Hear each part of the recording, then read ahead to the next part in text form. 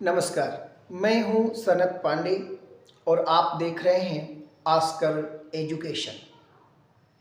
आपकी डिमांड थी एक ऐसा टॉपिक जो हमने बीएससी पार्ट 1 का जो प्रेजेंट बैच चल रहा है उसमें हमने छोड़ा था, चाहे वो त्रुटिवश या ध्यान में नहीं रहा। आप लोगों में से ही एक विद्यार्थी ने हमको भेजा कि अभी यह टॉपिक अधूरा है, कक्षाओं का संचालन भी करना था परंतु हम समय से उपस्थित नहीं थे, इसलिए ऑनलाइन माध्यम से आपकी इस कमी को दूर करने का प्रयास है। तो आइए देखते हैं आपके द्वारा जो पूछा गया प्रश्न है, जो टॉपिक है वो है chair and boat confirmation of cyclohexane. आपके यहाँ एक ये कन्फर्मेशन का टॉपिक था जिसमें से ये बोट एंड चेयर कन्फर्मेशन की चर्चा आपके क्लास में नहीं हो सकी थी। मैं सबसे पहले ये बताऊं कि इस टॉपिक की आवश्यकता क्यों पड़ी। तो बच्चों, सबसे पहले आप देखते हैं बायर स्ट्रेन थ्योरी। एक बायर स्ट्रेन थ्योरी दी गई थी किसी कंपाउंड में, खासकर जो साइक्लिक कंपाउंड हैं, साइक्लोएल्केन हैं बेसिकली, उनके लिए यदि वो साइक्लिक हैं तो कुछ स्ट्रेन, कुछ तनाव जैसी बातें हो जाती हैं उनके कार्बन के टेट्राहेड्रल के नेचर में। अब वैज्ञानिक बायर ने इस बात की पुष्टि की कि यदि कोई साइक्लिक कंपाउंड है तो उसमें कितनी एंगल स्ट्रेन आती है, किसी साइक्लिक कंपाउंड की एंगल स्ट्रेन क्या होगी, इस बात की चर्चा सबसे पहले किया बायर महोदय ने। उनका ये मानना था कि जो टेट्राहेड्रल नेचर है 109 अंश 28 मिनट, उसमें से जो उसका ऑब्जर्व्ड एंगल है, अब यहां थोड़ी सी बात करें ऑब्जर्व्ड एंगल की। जैसे अगर आप साइक्लोप्रोपेन लेते हो, ये जो स्ट्रक्चर आपने देखा ये साइक्लोप्रोपेन का है। साइक्लोप्रोपेन का जो ऑब्जर्व्ड एंगल होगा, यानी अगर हम इस लाइन को आगे की ओर ले चलें, एक बिंदु पर जो पूरा कोण होता है वो 180 होता है, तो जो बाहर का एंगल है ये 120 होगा, जो अंदर का जो एंगल है वो 60 डिग्री बचेगा। तो किसी साइक्लोप्रोपेन रिंग में जो इंटरनल एंगल है उसी को ऑब्जर्व्ड एंगल कहा जाएगा। अर्थात साइक्लोप्रोपेन के लिए ये जो ऑब्जर्व्ड एंगल है इसका मान क्या हो जाएगा, 60 अंश हो जाएगा। बायर ने बताया कि इस तरीके से 109 अंश 28 मिनट में से 60 अंश को घटा करके 2 से भाग करने पर हम ये निकाल सकते हैं कि साइक्लोप्रोपेन रिंग में कितनी स्ट्रेन आएगी। छोटी सी मैथमेटिक्स है, इसको हर कोई निकाल सकता है। अब मैं बताऊं कि जब इसको सॉल्व किया जाता है, अरे भाई 109 में से 28 60 आप निकालेंगे तो यहां एक लार्ज एंगल आता है, यानी एक बड़ा सा एंगल है जो कि स्ट्रेन के रूप में आ रहा है। इस बात पर बायर की थ्योरी लिमिटेड हो गई कि आखिर छोटे से कंपाउंड में इतने बड़े एंगल का जो टेंशन है, जो तनाव है, जो स्ट्रेन है, वो कैसे पॉसिबल है। बस यहीं से बायर स्ट्रेन की थ्योरी वो लिमिटेड हो गई। अब जरूरत पड़ी दूसरी चीज, एक स्ट्रेनलेस रिंग थ्योरी डेवलप की गई। जब स्ट्रेन के द्वारा प्रॉब्लम्स आने लगी तो स्ट्रेनलेस थ्योरी, स्ट्रेन में मुक्त थ्योरी, तनाव मुक्त थ्योरी जो दी गई वो किसके द्वारा दी गई, साचे एंड मोहर के द्वारा दी गई। ये हमारे दो वैज्ञानिक साचे और मोहर ने इन दो इस थ्योरीज को दिया था। आइए देखते हैं कि साचे और मोहर ये क्या कहना चाहते हैं। इनकी थ्योरी का जो बेसिक फंडा था, जो कीवर्ड था इनकी थ्योरी का, उन्होंने कहा कि जितने भी साइक्लिक मॉलिक्यूल हैं वो नॉन पोलर होंगे और पिकर्ड अरेंजमेंट में होंगे।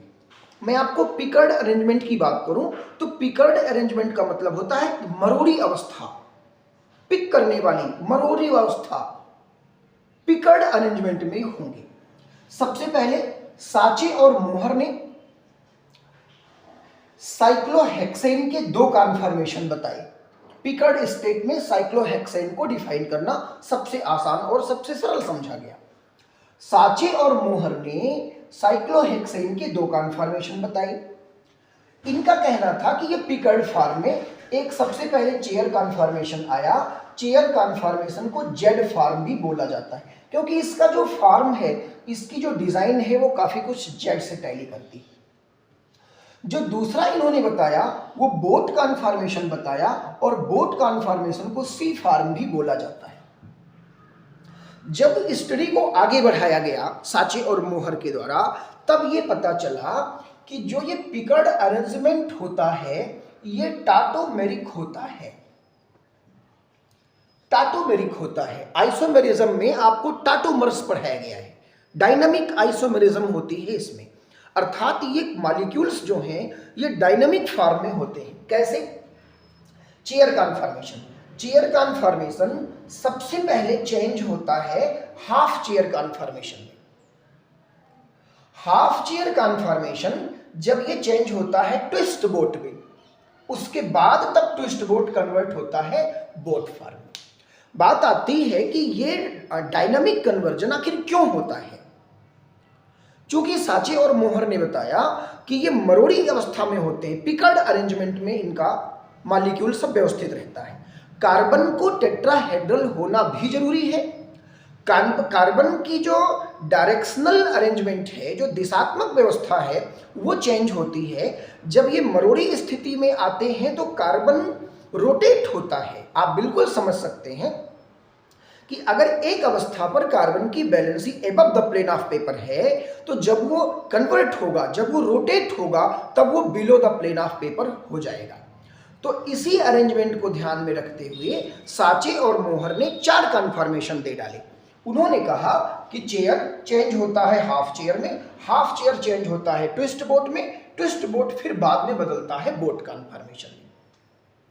अगर अगली बात हम आपसे करें तो ये जो टाटोमेरिक नेचर है, इसमें जो कार्बन का टेट्राहेड्रल फॉर्म है वो टेट्राहेड्रल फॉर्म मेंटेन रहता है। अब इसके लिए साचे और मोहर ने 2 बातें बताई। ध्यान आप रखेंगे, ये कार्बन की 2 वैलेंसी जो चेयर कॉन्फॉर्मेशन को बता रही है। तीसरी वैलेंसी He, यहां जो E लिया गया है वो He का तात्पर्य है इक्विटोरियल। इक्विटोरियल को अगर हिंदी में बात करें तो भूमध्य, भूमध्य इक्विटोरियल, यानी जो पृथ्वी की ओर जा रहा है, अर्थात जो हमारा प्लेन ऑफ पेपर है उससे डाउनवर्ड डायरेक्शन में जा रहा है। तो ये इक्विटोरियल जो काली लाइनों से आपको दिखाया गया है, ये सारे इक्विटोरियल हाइड्रोजन है, और जो डैश डैश डैश यानी डॉट डॉट डॉट करके दिखाया गया है वो एक्सियल हाइड्रोजन कहलाते हैं। तो इस प्रकार कार्बन की 4 वैलेंसी मेंटेन होती है। 2 ने चेयर कॉन्फॉर्मेशन बनाया, एक एक्सियल है, एक इक्विटोरियल है। इन सब के सब आप देखिए एक्सियल इक्विटोरियल, एक्सियल इक्विटोरियल। हाँ, प्रत्येक में जो टेट्राहेड्रल का अरेंजमेंट है वो गड़बड़ नहीं होता है। टेट्राहेड्रल अरेंजमेंट तो रखना ही रखना है। इतनी बात समझ में आनी चाहिए आप लोगों को। अब बात आती है कि जब इन 4 कॉन्फॉर्मेशन की स्टडी कर ली गई तो ये देखा गया कि इनका जो स्टेबिलिटी है वो चेयर कॉन्फॉर्मेशन की जो स्टेबिलिटी है वो बोथ कॉन्फॉर्मेशन की स्टेबिलिटी से कहीं ज्यादा होती है। इस बात को हम कैसे समझते हैं? इस बात को हम समझते हैं एनर्जी प्रोफाइल पिक्चर या एनर्जी प्रोफाइल डायग्राम से। बच्चों, आप सबको बताना है ये एक्स एक्सिस पर कन्फॉर्मेशन रखे गए हैं, वाई एक्सिस पर पोटेंशियल एनर्जी रखी गई है। आप सबको पता है जिसकी स्टेबिलिटी ज्यादा होगी उसकी जो एनर्जी है, उसका जो डायनामिक नेचर है वो थोड़ा सा कम होगा। अब यहां पे जो बात हम कर रहे हैं, एक ग्राफ प्लॉट किया जाता है, एक रिलेशन देखा जाता है कॉन्फॉर्मेशंस और पोटेंशियल एनर्जी के बीच में। एक स्टैंडर्ड वैल्यू यहां मानी जाती है। सबसे पहला जो कॉन्फॉर्मेशन है आप देख रहे हैं वो चेयर कॉन्फॉर्मेशन का है। जो पोटेंशियल एनर्जी है वो चेयर कॉन्फॉर्मेशन की सबसे बिलो है, सबसे बिलो है। और आपको पता है अगर एनर्जी बिलो है तो स्टेबिलिटी ज्यादा होगी। अगला देखिए, चेयर कॉन्फॉर्मेशन से जब ग्राफ आगे की ओर बढ़ता है, ये ट्विस्ट बोट कन्फर्मेशन, शायद आपको ना दिख रहा हो, तो ये जो एनर्जी यहां पे दी गई है वो 11 किलो कैलोरी दी गई है।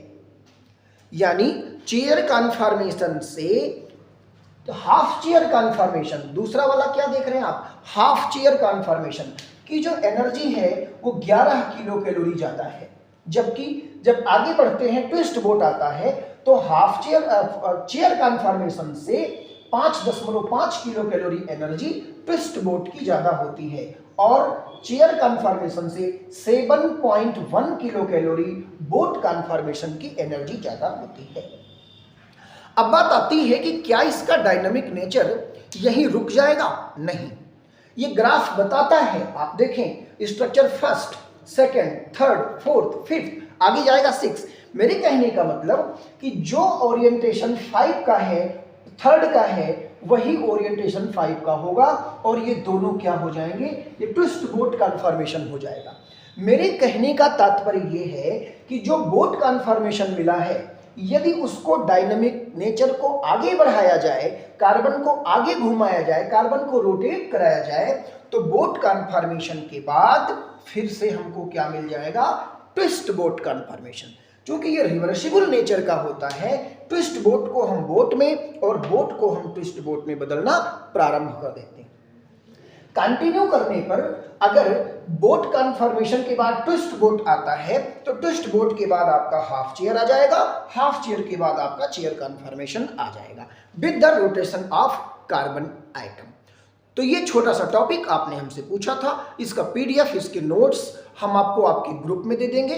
तब तक आप अध्ययन करते रहिए, बने रहिए, अपनी समस्याओं को हमारे पास तक भेजते रहिए। मुझे अच्छा लगा, खासकर जब ऐसी प्रॉब्लम्स कोई आई कि जिसको मैंने नहीं पढ़ाया था, लगा मुझे कि कोई तो अच्छे ढंग से पढ़ रहा है, कोई तो बेहतर तरीके से अपने पाठ्यक्रम को देख रहा है। बहुत बहुत धन्यवाद। फिर मिलेंगे किसी अगले वीडियो में। आप बने रहिएगा आस्कर एजुकेशन के साथ। मैं था आपके सामने सनत पांडे। धन्यवाद।